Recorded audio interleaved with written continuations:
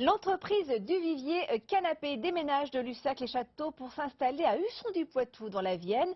Le transfert de cette ébénisterie s'accompagne aujourd'hui et demain d'une vente de matériaux, une notion de recyclage qui entre désormais dans le circuit du monde du luxe. Anne-Marie Baillarger, Marine Nadal. Cette ébénisterie centenaire transformée pour 4 jours en recyclerie de matériaux. Ici, on peut acheter canapés, cuir, vis et bois.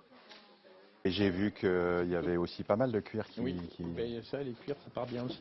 Ouais, d'accord. L'idée, c'est justement de ne pas le mettre cher pour que ça ne soit pas perdu et que ça serve à quelqu'un, quoi. D'accord. L'entreprise veut réduire ses déchets et le coût de leur traitement.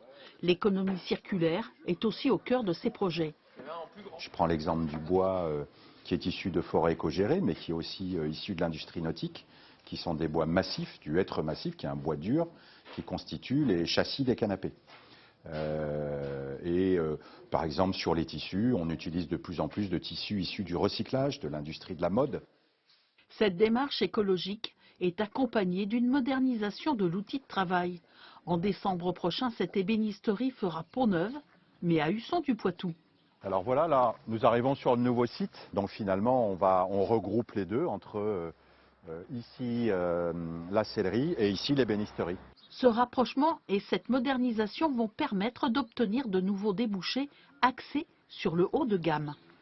La réunion des deux savoir-faire va nous permettre de servir des marchés dans le domaine du luxe, nous sommes sous-traitants de certaines maisons de luxe françaises, et également les architectes, qu'ils soient parisiens ou internationaux, pour des grands projets d'hôtellerie, de yachting et en résidentiel. Déjà présente au Canada, en Asie et en Europe, l'entreprise souhaite conquérir le Moyen-Orient. Ces projets permettraient la création d'emplois qualifiés.